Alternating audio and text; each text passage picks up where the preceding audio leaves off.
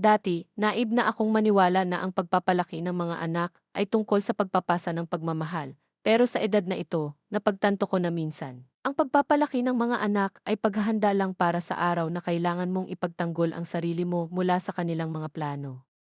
Ang kaisipang iyon ay parang tumago sa dibdib ko tulad ng dulo ng karayom, mapurol pero patuloy. Ang aking manugang na si Heather ay hindi tumawag, hindi nag-text, dinala niya lang ang kanyang mga magulang mula sa kanilang maliit na bayan at direkta silang inilipat sa dating kwarto ko na pangunahin. Umiti siya na parang ito ay isang biyaya para sa lahat at sinabi ito ng kasing kaswal ng pag-anunsyo ng panahon. Inilipat ko na ang mga gamit mo sa kwarto ng panauhin, Nay. Ang mga magulang ko ay tumatanda na at hindi na maganda ang kanilang mga kasukasuan. Ang pangunahing kwarto ay mas maliwanag, mas malusog ito para sa kanila. Nakatayo ako sa gitna ng sala, pakiramdam ko ay isang dayo sa bahay na ako ang nagbayad. Ang hapong araw ay bumuhos sa mga bintanang mula sahig hanggang kisami, malambot at ginintuan, pero wala itong naitulong para matunaw ang lamig na sumisiklab sa dibdib ko. Tiningnan ko ang kwarto na dating santuwaryo ko. Bukas ang pinto, ang kwarto ay puno na ng mga hindi pamilyar na maleta at mga makulay na kumot na hindi magkatugma. Pagkatapos, napunta ang mga mata ko sa tinuturing na kwarto ng panauhin, mga kasangkapan na isiniksik sa mga sulok at ang paboritong upuang yantok ng yumaong asawa ko ay natisod sa dingding, parang sasabog na anumang oras. Unti-unting lumubog ang puso ko. Parang walang espasyo na natira sa bahay na ito para sa akin, hindi pisikal, hindi rin emosyonal. Hindi ako sumigaw, hindi ako umiyak dahil alam ko kung ano ang tama. Ang pakikipagtalo kay Heather ay walang saysay. Tungkol naman kay Daniel, ang anak ko, na sumusunod sa lahat ng utos ng asawa niya, ang pakikipag-usap sa kanya ay magpapahiya lang sa kanya at iyon ay magbabalik sa akin. Nang hapong iyon, habang ang apat sa kanila ay mahimbing na natutulog sa sofa, tahimik akong nag-empek ng maliit na maleta.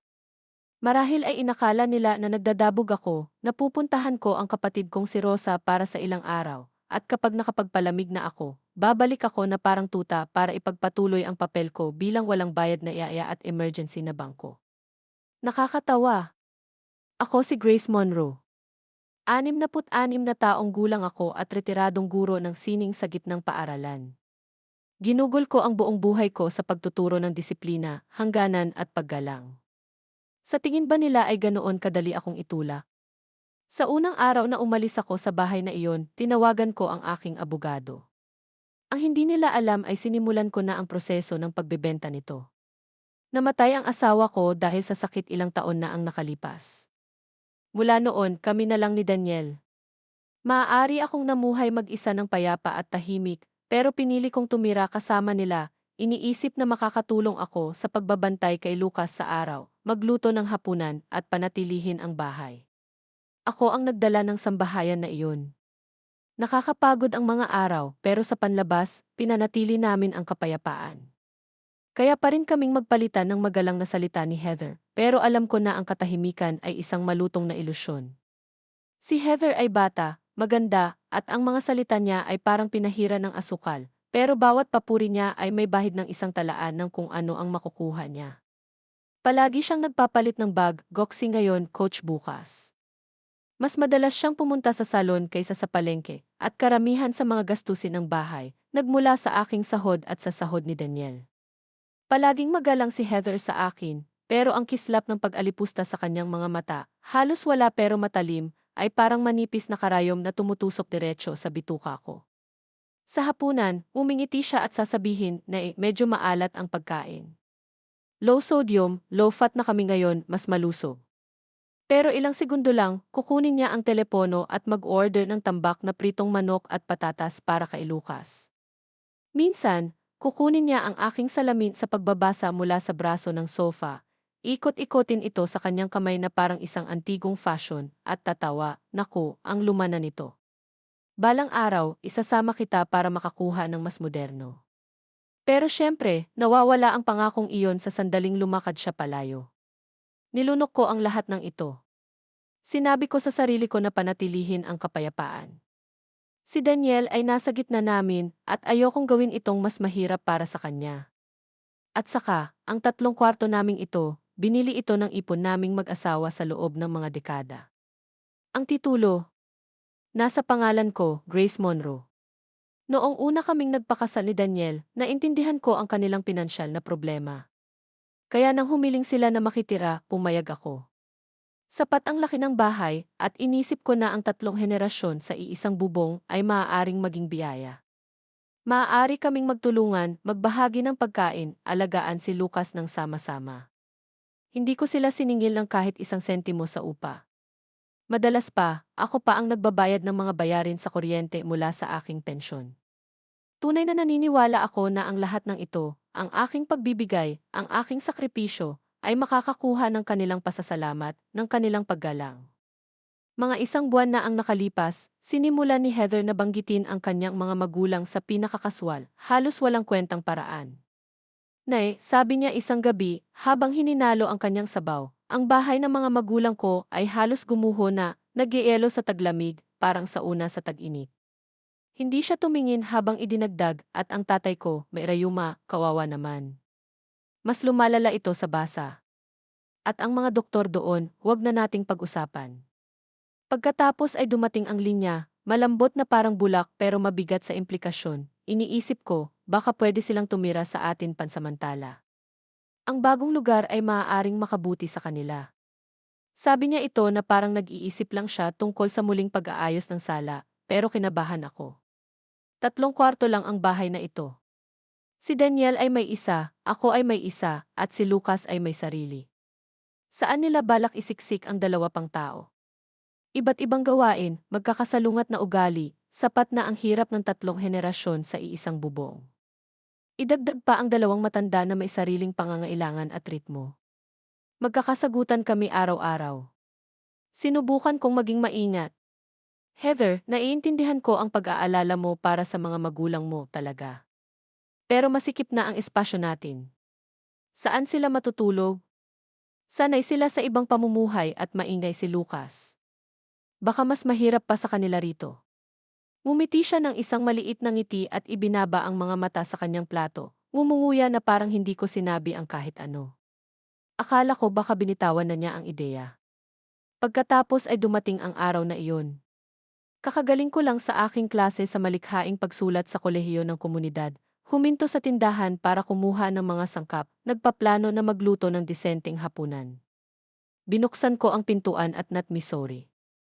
Nag-freeze ako. Napakaraming maleta ang nakasalansan sa pasilyo. Mula sa sala, narinig ko ang mga boses, malakas, hindi pamilyar na tawa na pumuno sa espasyo na hindi akin. Hinubad ko ang aking sapatos at pumasok. Doon, komportableng nakahiga sa sofa, 2 matandang estranghero ang sumusuri sa kwarto na parang sila ang bumibili nito.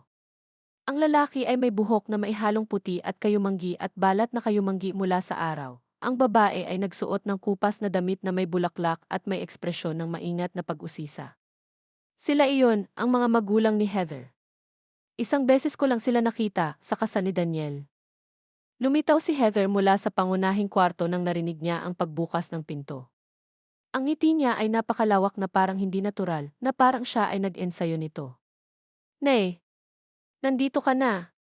Halika't magbatian, narito ang mga magulang ko. Masaya itong magkakasama ang buong pamilya sa iisang bubong. Pagkatapos ay idinagdag niya, na parang isang pag-iisip na puno ng peking pag-aalala, inilipat ko na ang mga gamit mo sa kwarto ng panauhin. Naisip ko na hayaan natin ang mga magulang ko sa pangunahing kwarto. Magaan ang tulog nila, alam mo, at mas tahimik ang pangunahing kwarto. At saka ang malaking balkonahe, napakaraming sikat ng araw, maganda ito para sa kalusugan nila. Hindi ito usapan. Ito ay utos. Hindi ko siya tiningnan. Napunta ang mga mata ko sa pangunahing kwarto, bahagyang nakasara na. Nakita ko ang gilid ng aking dating mesa ng salamin na ginamit ko sa loob ng mahigit 1 dekada, ngayon ay puno ng mga hindi pamilyar na bagay at dekorasyon. Ang mga halaman sa bahay na inalagaan ko sa loob ng 5 taon ay isiniksik sa isang sulok, at sa lugar nito ay isang plastik na paso na pangit at walang buhay. Ang aking mga lumang libro, ang mga album ng larawan ng pamilya, ang mga alaala na iniwan ng aking asawa, isiniksik na walang galang sa masikip na kwarto ng panauhin na parang basura na itinago sa atik, hindi nakikita at hindi iniisip. Ang espasyo ay amoy pag-alis. Lahat ng mga hinintay ko ay naging kalat, itinapon, pinalitan, nakalimutan. Nakatayo si Daniel sa likod ni Heather, ang kanyang mga mata ay umiiwas sa akin. Kinusot niya ang kanyang mga kamay, binuka ang bibig minsan o 2 beses, pagkatapos ay bumulong na si Heather mabuti ang intensyon niya. Mabuti ang intensyon. Anong uri ng baluktot na kabutihan ang nagtutulak sa isang tao mula sa kanilang sariling kwarto? Tinatrato sila na parang panauhin sa sarili nilang bahay at ginagawa ito ng may matamis na ngiti. Ang lamig na naramdaman ko ay tumakbo mula sa talampakan ko hanggang sa tuktok ng ulo ko na parang nabuhusan ako ng yelong tubig. Kasabay nito, isang mabagal, nakakapasong galit ang nagsimulang umusbong sa loob ko na parang plansang mainit na idinikit sa bituka ko. Pero hindi ako sumabog. Huminga ako ng dahan-dahan pagkatapos ay huminga palabas. Manatiling kalmado, Grace. Makipagtalo kay Heather. Babaliktarin niya lang ito at magpapaiyak sa lahat tungkol sa kanyang makitid ang isipang biyenan. Makipaglaban kay Daniel? Siya ay ganap na nasa ilalim ng hinlalaki niya, hindi man lang itataas ang boses para ipagtanggol ako. Ang tanging maidudulot nito ay gawin akong mukhang kaawa-awa, at alam ko na kung pupuntahan ko ang landas na iyon, ang bahay na ito ay magiging larangan ng digmaan, at ako lang ang masasaktan. Hinila ko ang aking braso mula sa kanya, tiningnan si Heather ng diretsyo sa mata, at sinabi na walang emosyon tulad ng ulat ng panahon na kuha ko. Pagkatapos ay tumalikod ako at pumasok sa kwarto ng panauhin. Ang pinto ay parang naging pader, isang tahimik, matibay na hadlang sa pagitan ko at ng mga bagong may-ari ng bahay na ito. Sa labas, narinig ko si Heather at ang kanyang ina na tumatawa. Ang mga boses nila ay parang mga drill sa tenga ko na nagtatalak tungkol sa kulay ng mga kortina at mga upuan sa balkonahe at kung dapat ba silang magtanim ng mga damo doon. Na parang ang kwarto ay palagi na nila, na parang hindi ako kailanman umiral doon. Sa loob, kaguluhan. Ang mga damit ko ay itinapon ng walang ayos sa kama. Ang mga paboritong libro ng aking asawa ay nadurog sa ilalim ng tumpok ng gusot na tela, ang mga pahina ay kumukulot sa mga sulok. Isang frame ng larawan ang nakahiga ng nakadapa sa sahig, ang isang sulok ng salamin ay basag. Sa larawan, kami ay bata pa, nakatayo sa liwanag ng tagsibol, ang kanyang ngiti ay kasing init at natural ng unang pamumulaklak ng panahon. Ang puso ko ay nabasag tulad ng salamin na iyon pero tahimik. Sumunod si Daniel sa akin, nag-aalangan siya sa pintuan na parang batang napagalitan, hindi sigurado kung ano ang gagawin sa kanyang mga kamay. Nay, pakikalmahan mo. Hindi naman sinasadya ni Heather. Ang boses niya ay nanginginig, mahina, halos mapagbigay. Hindi ko siya tiningnan, sinabi ko lang ng mahina, hindi mo kailangang magpaliwanag. Naiintindihan ko. Siyempre, naiintindihan ko. Nakita ko ang lahat, ang mga kalkuladong galaw ni Heather, ang kanyang lubos na pagwawalang bahala sa akin, sa babaeng nagmamay-ari ng bahay na ito. At si Daniel, ang anak ko, napakalambot, napakapasyente, napakahinang ipagtanggol ako. Hindi siya nagsalita, hindi siya gumuhit ng linya, hindi niya sinabi ang isang pangungusap na kailangan ko ng lubos. Ang tunay na sakit sa puso ay hindi ang pagkakalaya sa aking kwarto. Ito ay ang pag-alam na ang sarili kong anak ay nakatayo lang at hinayaang mangyari ito. May isang bagay sa akin na natigil noon, nagyelo ng tuluyan. Hindi dahil hindi ko alam kung paano lumaban, kung paano ipagtanggol ang sarili ko. Ayoko na lang dahil kapag ang puso mo ay namatay ng kaunti, ang kagustuhang makipaglaban ay nawawala rin. Ang pinakamalaking distansya sa mundo ay hindi kamatayan, ito ay kapag ang sarili mong anak ay nakatayo sa harap mo at hindi masabi na ito ang bahay mo. Nang hapong iyon, dinala ni Heather ang kanyang mga magulang sa labas upang tuklasin ang kapitbahayan at magpunta sa Costco, nakangiti na parang nanalo siya sa loterya. Walang sinabi si Daniel tungkol sa kung saan siya pupunta, pero inisip ko na pumunta siya sa isang cafe para iwasan ang lahat. Isinara ko ang pinto sa likod ko at nagsimulang mag-empath. Hindi ako kumuha ng marami, mga mahahalaga lang, ang aking mahahalagang dokumento, ilang alahas, at ang larawang iyon sa basag na frame. Balot ko ito sa malambot na tuwalya at maingat na inilagay sa ilalim ng aking bag mga damit, gamit sa banyo, iniwan ko sila. Hayaan silang kunin ang lahat, pagkatapos ng lahat, wala silang ideya kung ano ang susunod na darating.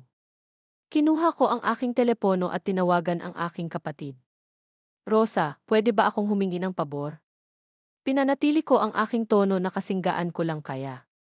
Naaalala mo ba ang serbisyo ng paglilinis na binanggit mo dati? May numero ka pa ba nila? Gusto ko sanang kumuha ng maaasahan para maglinis ng mabuti sa aking lumang lugar sa Auckland, pero plano ko nang bumalik. May pagpausa sa kabilang linya, 1 segundo o 2, bago dumating ang kanyang boses, may bahid ng pag-aalala. Grace, okay ka lang ba?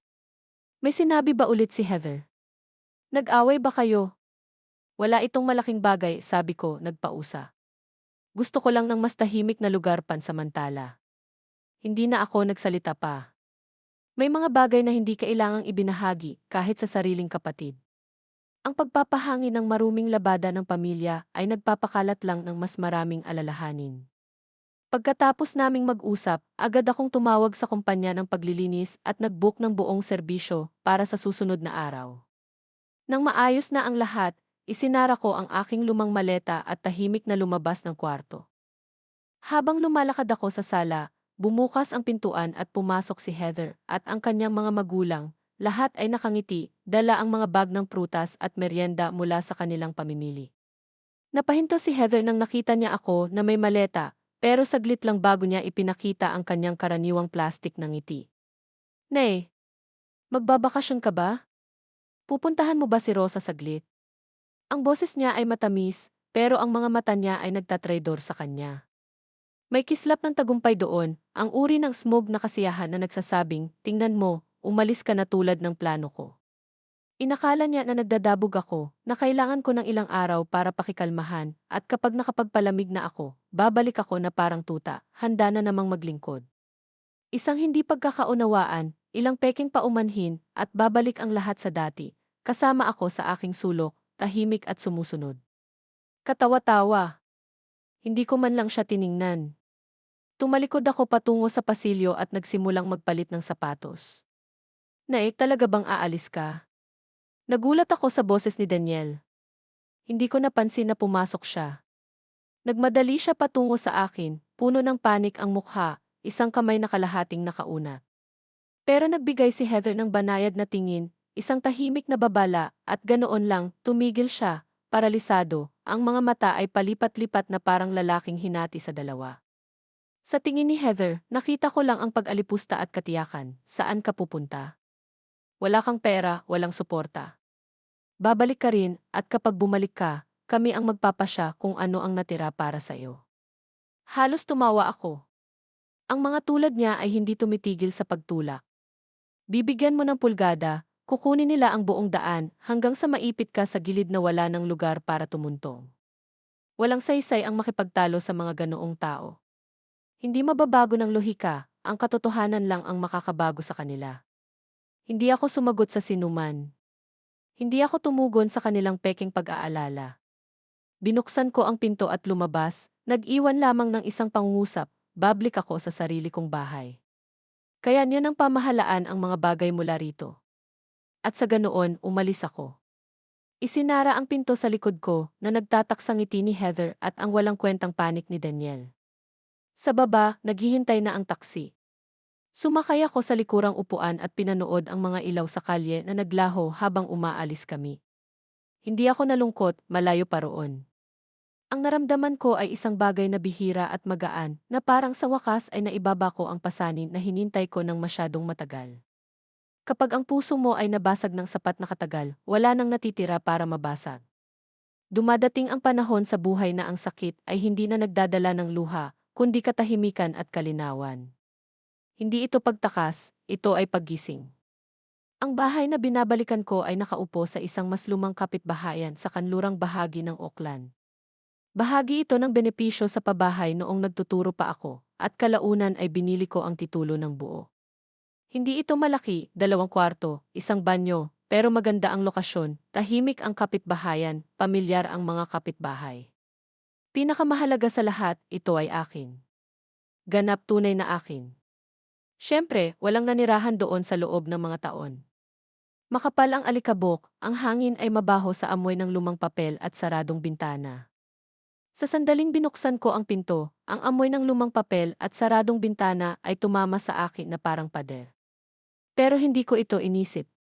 Ito pa rin ang tanging lugar na gusto kong puntahan. Kinabukasan, dumating ang grupo ng paglilinis ng tamang oras. Ginugol nila ang buong hapon sa pagkukuskos ng bawat ibabaw, pagpupunas ng bawat sulok, kahit na pag-vacuum ng alikabok mula sa mga bintana, hanggang sa kumikinang ang buong lugar.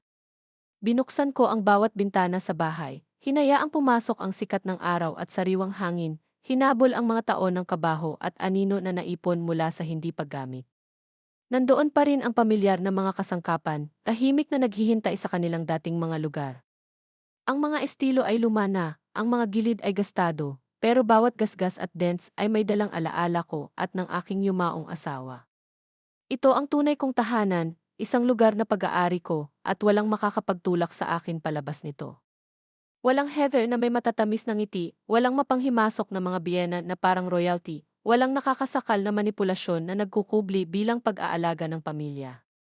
Sinimulan kong ayusin muli ang kwarto, piraso-piraso. Inilagay ko ang larawan ng aking asawa sa nightstand, kung saan ito dating nakaupo. Ang orkidyas na itinapon nila, maingat ko itong inilipat sa pinakamaliwanag na sulok ng balkonahe. At ganoon lang, nagsimulang maging akin muli ang buhay ko.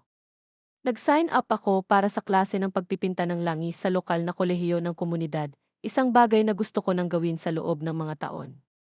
Gumawa ako ng plano kasama ang ilang retiradong kaibigan. Umagang paglalakad sa lawa, kapehan, mga pag-uusap tungkol sa lahat at wala. Ang hangin ay mas presko, ang tawa ay tunay, kahit ang paglalakad ay mas madali. Sa gabi, nagluto ako ng isang tasa ng chamomile tea, binuksan ang isang lumang pelikula, o nagbasa ng ilang pahina mula sa isang nobela na hindi ko natapos. Kapag napagod ako, natulog ako ng maaga at natulog ng mahimbing sa buong gabi. Ang insomnia na nagpahirap sa akin sa loob ng mga taon. Nawala ito. Gayon din ang masikip na sakit na dating nakaupo sa dibdib ko na parang bato. Sa unang ilang araw, ilang beses tumawag si Daniel. Ang kanyang boses ay may parehong nerbiyosong enerhiya ng isang batang lalaki na sinusubukang subukan ang pasensya ng kanyang guro. Nay, okay ka lang ba dyan? Kailan mo kaya babalikan kami para bisitahin? Ang sagot ko ay kalmado pero matibay na parang bato. Okay na okay ako sa sarili kong bahay.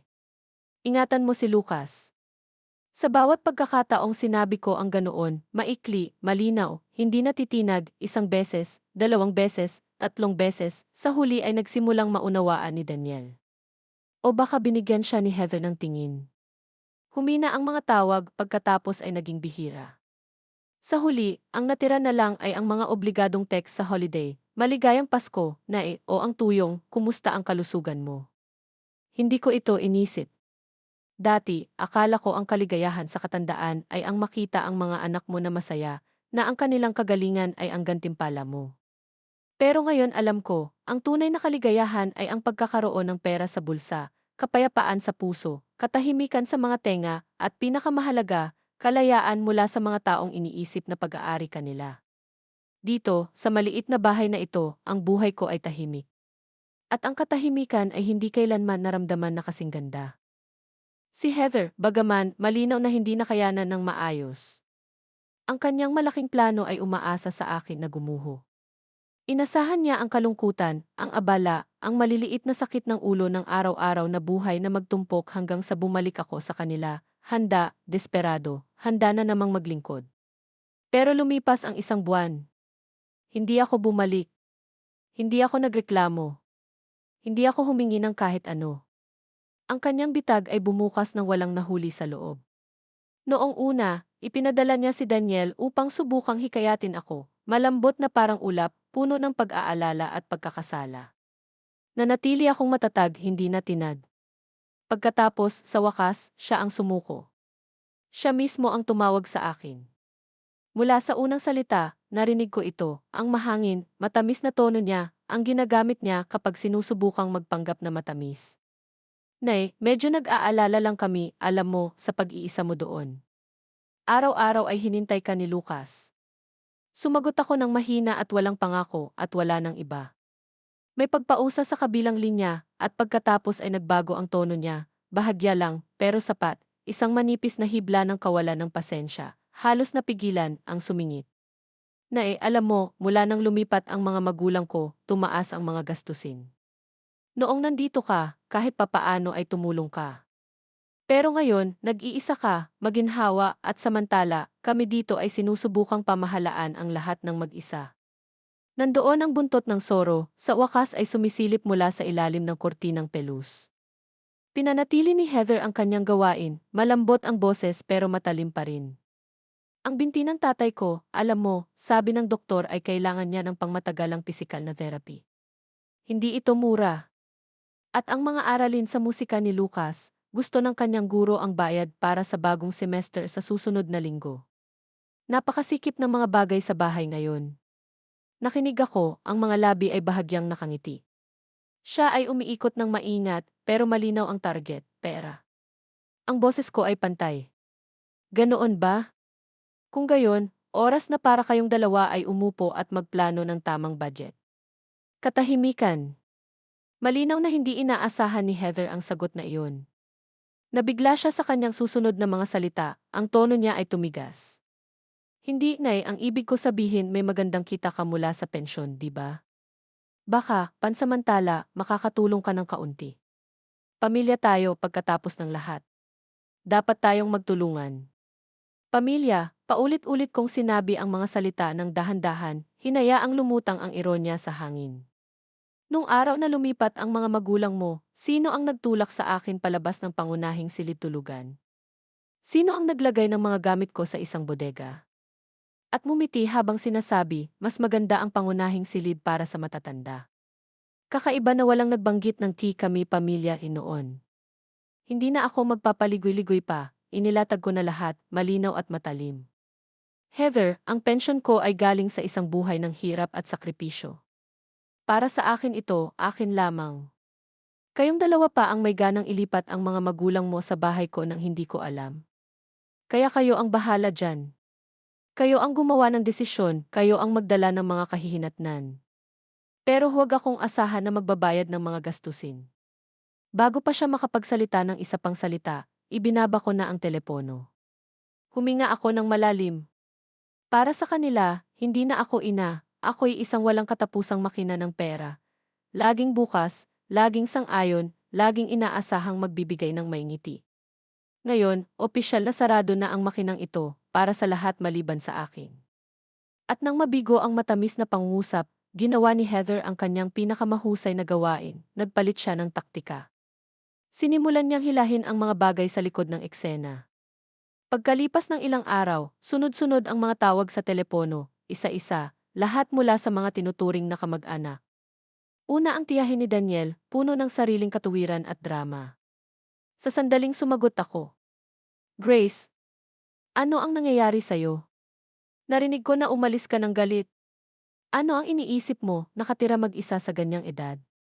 Sina Daniel at Heather ay ginagawa ang kanilang makakaya, ikaw ang ina rito. Dapat kang magmalaki, huwag kang magpapababa sa pakikipagtalo sa iyong manugang. Sumunod ang aking pamangkin, si Anna, mas malumanay ang tono, mas maingat. Tita Grace, sinabi sa akin ni Daniel ang nangyari. Maaaring may mga pagkakamali si Heather, pero huwag mo itong masyadong dibdibin, ha? Pamilya kayo. Mag-usap kayo. Nag-aalala lang kami sa'yo na nakatira mag-isa. Maganda ang mga salita, pero iisa ang mensahe. Ako ang mahirap makitid, baka nga makasarili pa.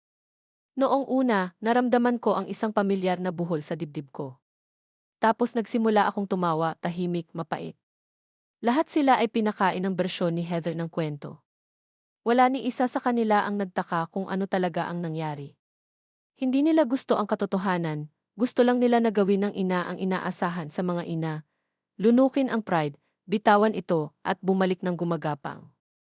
Hindi ako nag-aksaya ng panahon sa pagtatalo. Sa mga tunay na nag-aalala, simple kong sinabi, salamat sa pagtatanong. Maayos ang lagay ko, kailangan ko lang ng sariling espasyo. Pero sa mga malinaw na sumusunod sa script ni Heather, hindi ako nagpigil. Mahirap ang buhay niya? Sa tingin mo madali ang buhay ko? Gusto niyang alagaan ang mga magulang niya, sige. Pero ginamit niya ang bahay ko para gawin iyon, inilipat sila sa silid ko, at ngayon gusto pa niya ang pera ko. Kung sa tingin mo banal siya, sige, ikaw ang magbayad ng mga gastusin niya. Hindi nahulog ang pera ko mula sa langit. Pagkatapos ng ilang tawag na ganoon, humina na ang koro ng mga tagapamayapa. Mukhang natalo ang maliit na kampanya ni Heather. Pero ang buong pangyayari ay nagpaalala sa akin ng mahalagang bagay, hindi ko na kayang magreaksyon lamang. May bigat ang mga salita, lalo na kapag binabaluktot at ikinakalat sa likod mo. Kung sakaling magdesisyon si Heather na maging ganap na manipulative, madali niyang malalason ang maraming tenga, muling isusulat ang kwento hanggang sa ako ang magmukhang kontrabida. At hindi ko hahayaang mangyari iyon. Kailangan kong kumilos ng maingat, maaga, isa-isa. Una, kinuha ko ang aking lumang telepono at tiningnan ang mga text mula kay Heather sa loob ng mga buwan. Mensahe pagkatapos ng mensahe, iisa ang tema, banayad na reklamo na hindi ako sapat na mapagbigay, mga pahiwatig na dapat ako ang magbayad nito o magbigay niyan. Kinunan ko ng larawan ang bawat isa, inisave sa isang folder na may label. Pagkatapos, tinawagan ko ang isang dating kapitbahay mula sa lugar kung saan naroon ang aking bahay sa Auckland. Nagkwentuhan kami at dahan-dahan kong tinanong, masigla siguro ang bahay mula nang umalis ako, ano? Mukhang makulay ang eksena dyan ngayon. Hindi siya nagdalawang isip, binabaan ang boses na parang nagpapasa ng tsismis sa kapitbahayan. Sinabi niya sa akin ang lahat. Si Heather daw ay may ugali na magreklamo tungkol sa akin sa publiko, mismo sa harap ng gusali, sa kahit sinong makikinig. Pinanghahawakan niya pa rin ang bahay na iyon, sabi niya. Magiging amin din iyon sa bandang huli. Kakalimutan niya ang ginintuang panuntunan ng mga mausisang kapitbahay, may laging nagre-record. Hindi nagtagal, may ilang voice clip na dumating sa aking inbox, ang tono niya, ang mga salita niya, malinaw na parang salamin. Tumawag din ako sa isang matandang kaibigan, isang retiradong abogado sa pamilya. Sapat na ang mga kaso ng pang-aabuso sa matatanda at pagsamantala sa pananalapi na hinawakan niya para malaman ang larangan. Sinabi ko sa kanya na hindi ko pa plinanong dalhin ito sa korte, hindi pa ngayon. Kailangan ko lang maunawaan ang aking mga karapatan, ang aking leverage. Kailangan ko ng kalinawan sa isip at mga baraha sa kamay. Kung sakaling salakayin nila ako ulit, kung susubukan nilang siraan ako, handa na ako. Hindi ako isang walang muwang na matandang babae na hindi pa nakikita ang mundo. Sa simula ng ikalawang buwan, nagsimulang magkagulo ang mga bagay, gaya ng inaasahan ko. Kung wala ang kanilang kasambahay at 24 paghahati-pito na bangko, nagsimulang magkabasag-basag ang maingat na inayos na buhay ni Daniel at Heather. Nagtambak ang mga bayarin. Wala na ako roon para tahimik na ayusin ang mga piraso. Patuloy si Heather sa paggastos na parang walang nagbago, mga mamahaling bag, mga appointment sa pribadong sesyon sa kanyang personal na trainer. At ang pagkakaroon ng kanyang mga magulang sa iisang bubong. Hindi iyon ang libreng sakay na inakala niya. Ang matandang mag-asawa ay mahigpit, nakatali sa routine. Kumakain sila ng walang lasang pagkain, maaga natutulog, at walang gaanong pasensya sa kanyang pamumuhay. Gusto ni Heather na manood ng reality TV sa buong lakas hanggang hating gabi. Ang tatay niya ay gising sa madaling araw, malakas na naglalakad sa pasilyo. Mabilis na tumaas ang tensyon. Nagsimula siyang sumigaw, nagrereklamo na ang pagkain nila ay parang pagkain sa ospital.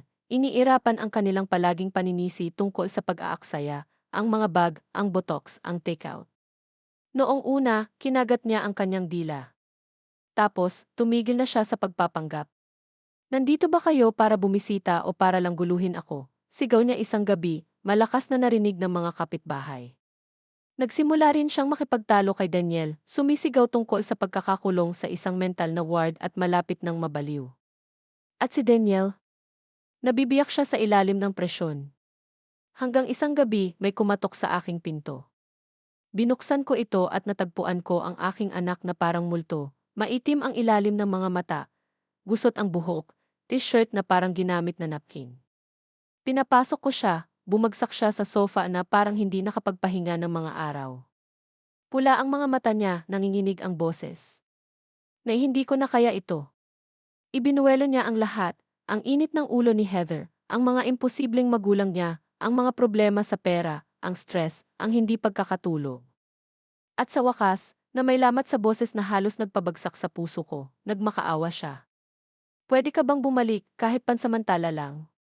O kaya ipahiramin kami ng kahit ano nagkakagulo na kami. Sandali, may gumalaw sa akin, isang kislap ng instinct ng isang ina. Anak ko pa rin siya. Pinalaki ko siya, minahal, pinaniwalaan. Pero hindi nagtagal ang kislap na iyon. Napatay ito ng mas malalim, mas malamig na sakit, pagkabigo. Kinuha ko siya ng isang basong tubig at hinintay ko siyang uminom. Pagkatapos, nagsalita ako, tahimik pero matatag. Daniel, ang buhay mo ang hinintay mo, nung inilipat ng asawa mo ang mga magulang niya sa bahay ko nang hindi nagtatanong, nung itinulak niya ako sa silid ng bisita na parang hindi ako mahalaga. Kung sinabi mo kahit isang salita lang para pigilan ito, hindi ito mangyayari ngayon. Pinili mo ang katahimikan. Pinili mong umatras. Kaya ngayon, ikaw ang pumili kung ano ang gagawin sa mga kahihinatnan. Tumigil ako sandali, hinayaang manatili ang aking mga mata sa nagyelo niyang ekspresyon. Pagkatapos, idinagdag ko, dahan-dahan pero matatag. Tungkol sa pera, huwag mo na akong tanungin ulit. Umuwi ka at sabihin mo sa asawa mo ito, ang pera ko ay para sa akin at para sa akin lamang.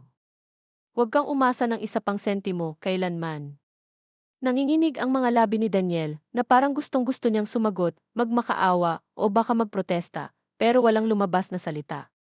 Nakaupo lang siya roon, nakayuko, na parang taong natalo sa isang maling pustahan.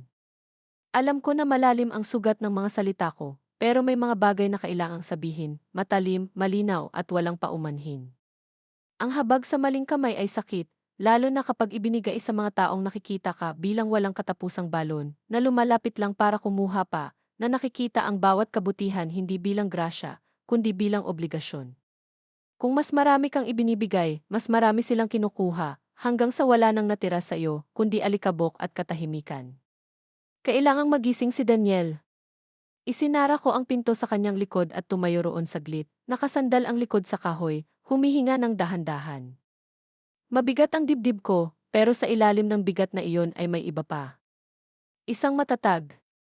Isang mabangis. Kalinawan at determinasyon. Sa unang pagkakataon sa mahabang panahon, alam ko ng eksakto kung ano ang kailangan kong gawin. Hindi para sa kanila, para sa akin. Kinuha ko ang aking telepono at dinayal ang isang numero na kabisado ko. Kumusta, Tom? Ako si Grace. Tungkol sa pinag-usapan natin noong nakaraan, nagdesisyon na ako. Gusto ko nang ituloy ang pagbabago ng testamento. May pag-aalinlangan sa kabilang linya. Narinig ko ang maingat niyang paghinto na parang isang hinintay ang mga salita. Sigurado ka ba, Grace?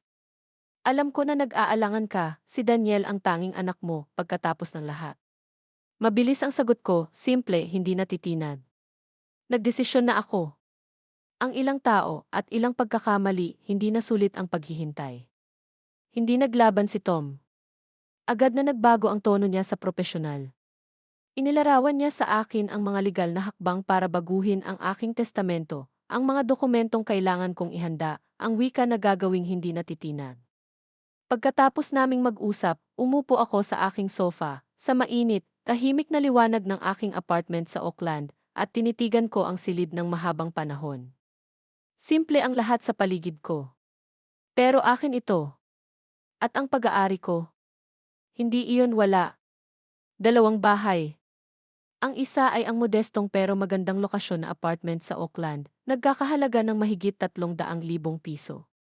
Ang isa pa ay ang bahay na tinitirhan ni na Daniel at Heather ngayon, sa Berkeley, mas malaking ari-arian, halos 750,000 piso sa halaga sa merkado. Idagdag pa ang halos 100,000 piso sa savings, kasama ang mga annuity at pangmatagalang investment accounts, ang habang buhay na ipon natin ng aking yumaong asawa. Hindi ko kailanman, kahit isang beses, naisip na mapupunta ito sa iba. Si Daniel ang tanging anak ko. Sino pa ang ibibigay ko nito? Pero ngayon, nagbago na ang lahat. Ang kahinaan ni Daniel, ang kasakiman ni Heather, ang kanilang pinagsamang kawalang pakialam sa akin. Unti-unti, nilamon nila ang pundasyon ng pagmamahal at tiwala na itinayo ko sa buong buhay ko. Iwan sa kanila ang lahat ng ito. Maipapakita ko na kung paano nila ito sasayangin, mga bagong kotse, mga mamahaling bag, ang pinakabagong mga iPhone, at isang pamumuhay na laging nangangailangan ng higit, higit at higit. Naipapakita ko pa nga ang dalawa na mag-aaway sa isa't isa, nag-aagawan kung sino ang makakakuha ng ano, kung paano hatiin ang pera. Ako, pagkatapos nilang maangkin ang lahat. Baka hindi na nila alintana ang bumili ng lapida.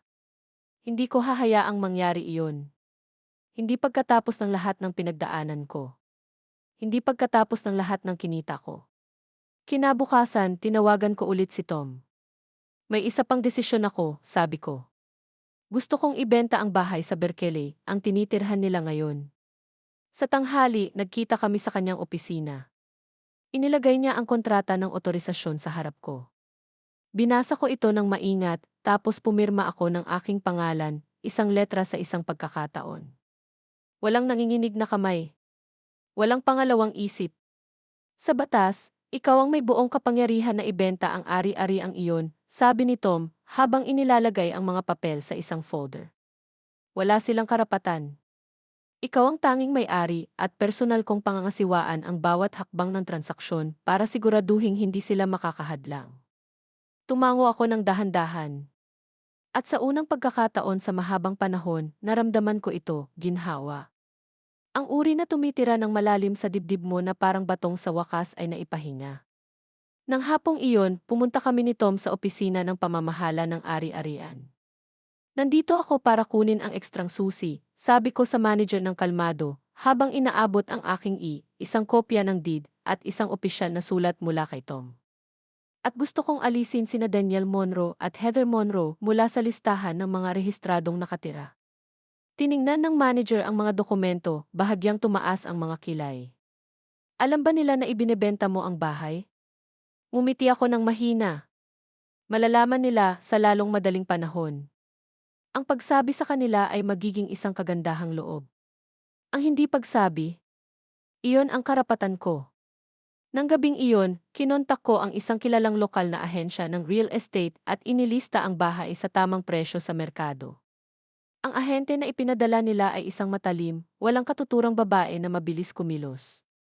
Nang malaman niyang ako ang tanging may-ari, walang utang, walang co-signers, nagawa niya ang mga larawan, walkthrough video, at listahan sa loob ng 48 oras. Lahat ay hinawakan ng may katumpakan. Hindi magtatagal ang lugar na ito sa merkado ng higit sa isang buwan, sabi niya na may kumpiyansang tango. Gusto ko itong mawala ng mabilis, walang maluwag na dulo, sabi ko sa kanya. Ngumiti siya. Ang mga may-ari na katulad mo ang paborito ko. Sa ikasyam na araw pagkatapos ilista, nakatakda ang unang pagpapakita. Isang maliwanag na Sabado ng hapon. Dumating ang ahente kasama ang isang batang mag-asawa, mga masigasig na unang beses na bumibili, at pumasok sila sa bahay na minsan kong ibinuwis ang buong puso ko. Nandoon si Heather ng araw na iyon. Sa una, nagpalutang-lutang lang siya malapit sa pasilyo, nakatingin ng may makitid na mga mata. Marahil inakala niya na mga kaibigan sila ng kapitbahay, bumibisita lang. Hanggang sa bahagyang itinaas ng ahente ang kanyang boses sa kusina, nagsasalita ng may masayang tono. Ang ari-ariang ito ay nasa pangunahing lokasyon, walang liyen, ganap na pag-aari, may motibong nagbebenta, perpekto itong panimula para sa isang batang pamilya. Nabagsak ang mukha ni Heather. Sino kayo? Sino ang nagbigay ng permiso sa inyo na makapasok dito? Sigaw niya, nagmadaling pumasok sa sala, tumayo ng diretsyo sa gitna. Ang ahente, saglit na nagulat, ay mabilis na nakabawi. Kinuha niya ang nilagdaang sulat ng otorisasyon at sumagot ng kalmado. Kami nandito sa ngalan ni Grace Monroe. Siya ang tanging rehistradong may-ari ng ari-ariang ito. May susi kami. At na-verify na ng pamamahala ang pagpasok. Mas lumakas ang boses ni Heather. Ano ang sinasabi ninyo? Kami ang nakatira dito. Nagulat ang mag-asawa. Yumuko ang babae patungo sa ahente, bumulong, okay lang ba ang lahat? Pero ang ahente ay isang batikang propesyonal, hindi na tinag, matatag. Okay lang ang lahat. Malinaw ang titulo. Walang lise o hawak ng nangungupahan. Ito ay isang karaniwang pagpapakita. Nagbago ang kulay ng mukha ni Heather na parang bagyo, maputla, tapos namula, tapos may batik-batik na berdeng galit. Kinuha niya ang kanyang telepono at nagsimulang magdial ng galit, walang dudang tumatawag kay Daniel. Samantala, nagsimulang sumilip ang mga mausisang kapitbahay mula sa kanilang mga balkonahe at pintuan. Mabilis ang paglalakbay ng balita sa komunidad na iyon, at ngayon ay nakumpirma ang mga tsismis, Talagang ibinebenta ni Grace ang lugar. Kinabukasan ng hapon tumawag si Daniel. Mahigpit at nagpapanik ang kanyang boses. May mali ba ito ng pagkakaintindi? Seryoso ka bang ibinebenta ang bahay? Walang maling pagkakaintindi, sagot ko, magaan na parang hangin. Pero nakatira pa kami dito. Hindi mo ba pwedeng pag-isipan ito? Ano na lang kay Lucas? Ang apo mo ay lumalaki dito. Sabi mo nga, pansamantala lang, sabi ko ng pantay. Kaya manatili kayo hanggang sa pagsara tapos lumipat. Nasa ikalawang yugto na ako ng negosasyon. Dapat na kayong magsimulang maghanap. May mahabang katahimikan. Tapos bumulong siya, halos hindi marinig, nababaliw na si Heather. Hindi ako sumagot. Dapat nabaliw na sila noong 1 taon, hindi ngayon. Sa ikatlong linggo, tumawag ang ahente. Grace, sabi niya, may magandang alok tayo. Buong bayad na agad. Cash ang buyer. Handang magsara ng mabilis. Gusto mo bang ituloy na? Sagot ko nang walang pag-aalinlangan. Nang dumating ang buyer para pumirma, doon na tuluyang nawala sa kontrol si Heather. Nandoon siya sa pasukan ng subdivision, hinaharangan ang real estate agent at ang batang mag-asawa, habang tumutulo ang luha sa kanyang mga pisngi at puno ng gulat ang kanyang boses. Matagal na kaming nakatira dito. Paano mo naisipang ipagbili ang bahay ng ganito na lang? Tumawag pa siya ng pulis, sumisigaw tungkol sa malisyosong pagpapalayas. Dumating ang mga pulis, tiningnan ang deed, at isa sa kanila ang nagbigay ng maikli at walang emosyong sagot. Privadong ari-arian ito. Ang nakarehistrong may-ari ay mailigal na karapatang magbili. Hindi kayo mga tenant. Wala kayo sa titulo. Kailangan ninyong umalis. Doon na tuluyang gumuho ang mukha niya. Dumating si Daniel pagkaraan, sinusubukang hilahin siya palayo. Tinulak siya ni Heather at sumigaw. Nasaan ka ba noong mga panahong iyon? Desidido na ang nanay mo na palayasin tayo. Hindi ko ipinakita ang mukha ko. Pinabigay ko na lang kay Tom ang opisyal na abiso. Maikli at direkta ito. Ibinenta na ang ari-ariang ito.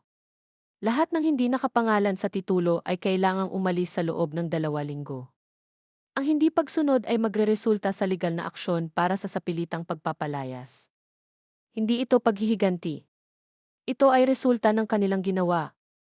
Itinaboy nila ako mula sa master bedroom patungo sa sulok, ibinalik ko lang ang pabor sa pamamagitan ng pagpapakita sa kanila ng pintuan. Sapat na ang drama ni Heather. Oras na para umalis siya sa entablado. 1 linggo bago ang pagsasara, hindi pa rin siya sumuko. Dumating siya sa aking pintuan kasama si Daniel. Isang malamig at maliwanag na umaga nang binuksan ko ang pinto. Nakatayo sila sa paanan ng aking hagdan, si Daniel ay mukhang walang laman, si Heather ay nagtatago sa likod ng malalaking salaming pang-araw, nakapirmi ang kanyang mga labi. Nanay, pwede ba kaming mag-usap? Tanong ni Daniel ng mahina, parang bata na naghintay ng sermon. Hindi ko sila pinapasok. Nanatili ako sa pintuan, hawak ang doorknob na parang hangganan na hindi ko hinayaang lampasan nila. Hinubad ni Heather ang kanyang salaming pang-araw na nagpapakita ng pula at namamagang mga mata. Ang kanyang boses ay pilit, basag. Grace, wala talaga kaming mapupuntahan. Mali ang ginawa namin, sige na. Isipin mo na lang si Lucas. Sanay na siya sa bahay na ito. Hayaan mo man lang siyang manatili, aalis din siya. Hayaan mo lang na manatili ang bata kung saan siya nakakaramdam ng ligtas.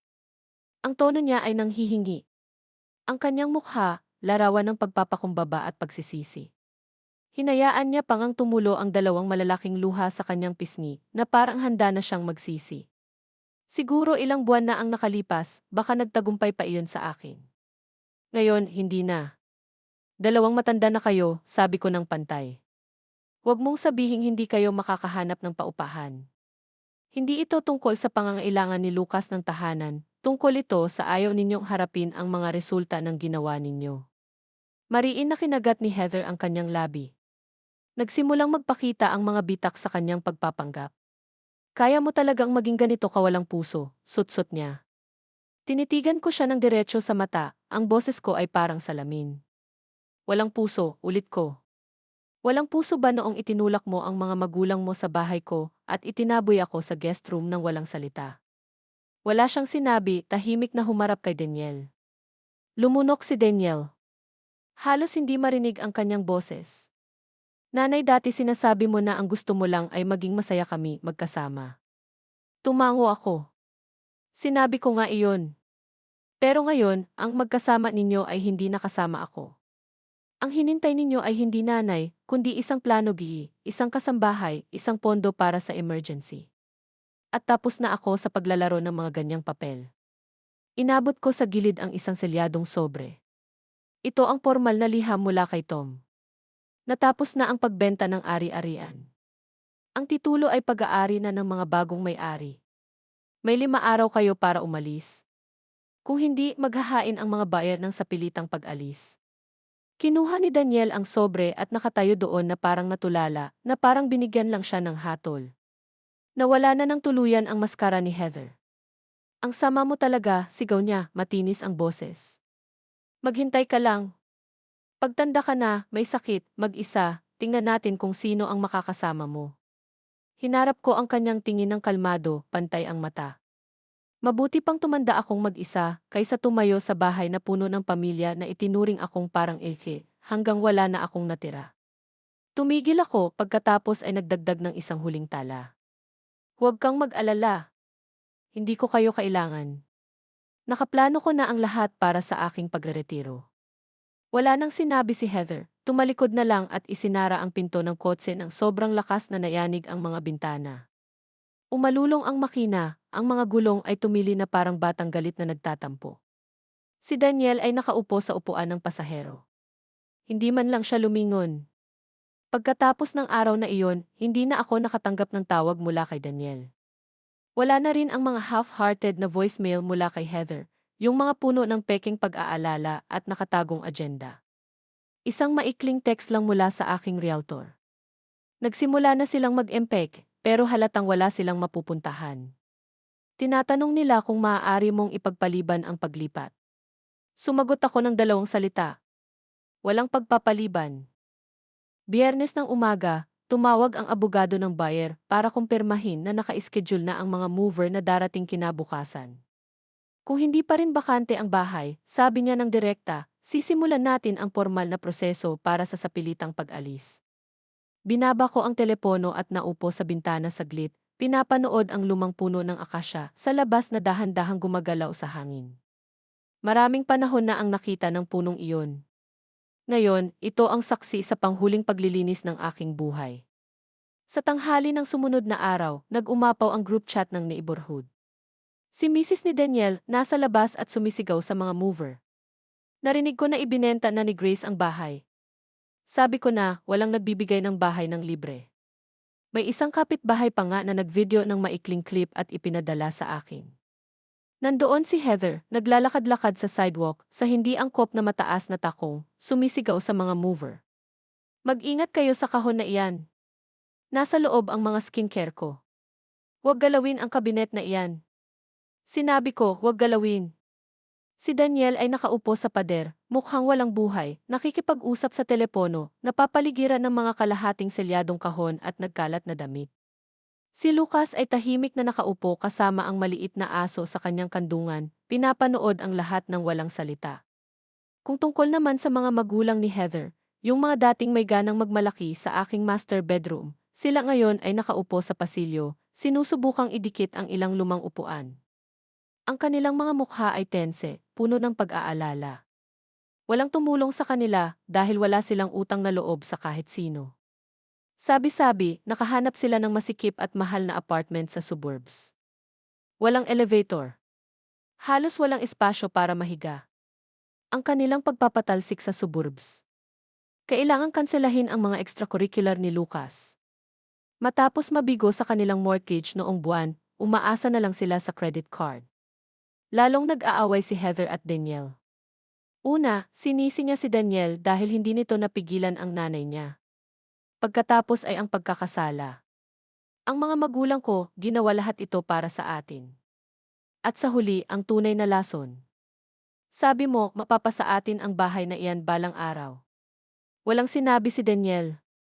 Dahil kapag alam mo ang katotohanan pero pinili mong baliwalain ito paulit-ulit, darating ang araw na kailangang bayaran ng iyong kaduwagan.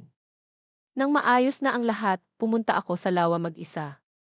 Mainit ang araw, banayad ang simoy ng hangin. Ilang pato ang dumula sa tubig na parang walang nangyari.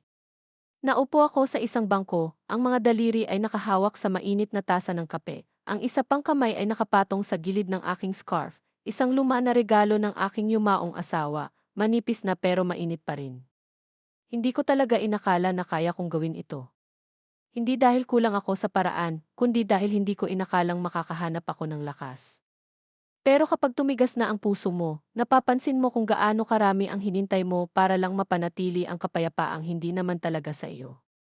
Ang pagbenta ng bahay na iyon ay hindi ako iniwang mag-isa, pinalaya ako nito.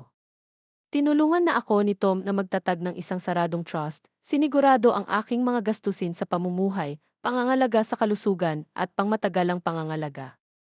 Isinama ko pa ang isang donasyon. Isang bahagi ng aking pondo ay mapupunta bawat taon sa legal aid ng California para sa mga kababaihan, partikular na sumusuporta sa mga hinintayan ng kontrol sa kanilang sariling pananalapi sa kasal at pamilya. Hindi ako narito para iligtas si Daniel.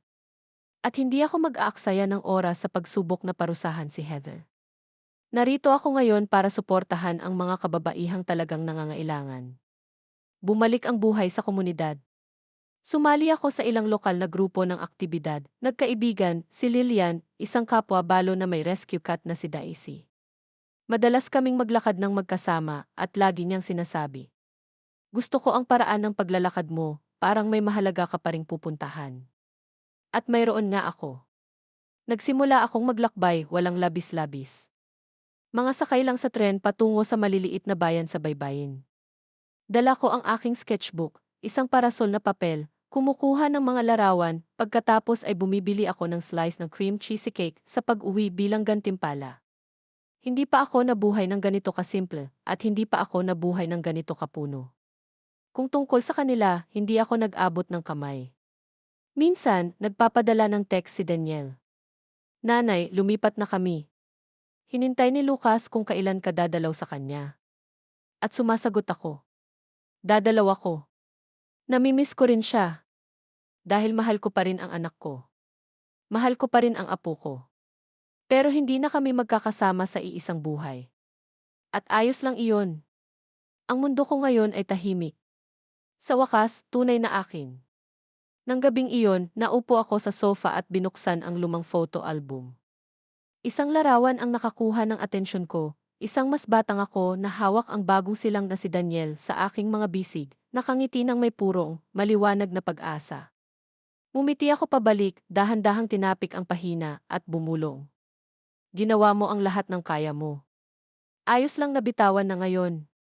Hinila ko ang kumot sa aking mga balikat habang ang paglubog ng araw ay kumalat sa mga bintana na parang isang pintura. At naisip ko, ang tunay na kaligayahan ay hindi kung ilang tao ang nakaupo sa tabi mo. Ito ay kapag huminto ka na sa pagpapaliit sa sarili mo para mapanatili ang mga maling tao.